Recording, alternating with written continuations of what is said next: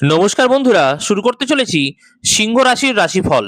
সিংহ রাশির 2026-এর জানুয়ারি মাসটি কেমন যেতে চলেছে তার সম্বন্ধে একটি আলোচনা। জানুয়ারি মাসের প্রথম অর্ধে বিদ্যায় এই রাশির জাতক বা জাতিকারা অনেকটা সাফল্য পেতে পারেন। এর কারণ হলো লগ্নপতি রবি পঞ্চমে অবস্থান করেছে এবং সেখানে সে বুধের সাথে বুধাদিত্য যোগ সংগঠিত করেছে এবং তার সাথে পঞ্চমপতি বৃহস্পতি ইহাদের একাদশে অবস্থান করে সরাসরি পঞ্চমে দৃষ্টি দিচ্ছে। এর সাথে সাথে বৃহস্পতির একাদশে অবস্থান কিছুটা লাভও কিন্তু এই সময় জাতক বা জাতিকাদের বেশি করে হতে পারে। তবে এই জানুয়ারি মাসের 15 তারিখের পর থেকে রবি যখন মকর রাশিতে অবস্থান করবেন তখন এই জাতক বা জাতিকার শরীর কিছুটা সমস্যা দিতে পারে। তবে কর্মে কিছুটা এই সময় সাফল্য আরো বেশি করে এনে দিতে পারে। জাতক বা জাতিকা কিন্তু উচ্চ পদেও আসীন হতে পারেন।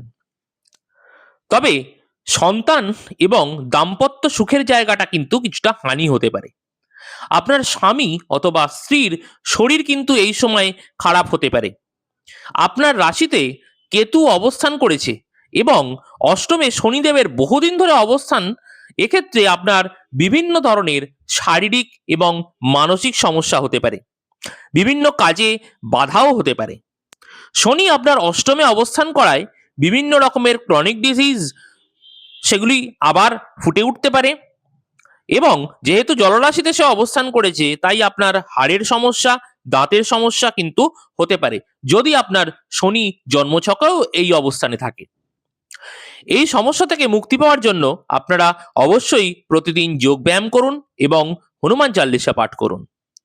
মাসের প্রথম অর্ধে দ্বিতীয়পতি এবং একাদশপতি বুধের পঞ্চমে অবস্থানের জন্য সে সময় যে সমস্ত ব্যক্তিরা ক্রিয়েটিভ ফিল্ডে আছেন, অভিনয় জগতে আছেন, তারা কিন্তু বিশেষ লাভবান হবেন এবং মাসের শেষ অর্ধে প্রায় শেষের দিকে অর্থাৎ 25 তারিখের পর আর যারা নতুন চাকরি বাকরি খুঁজছেন তাদের ক্ষেত্রে কিন্তু কর্মের একটা বিশেষ যোগ আছে।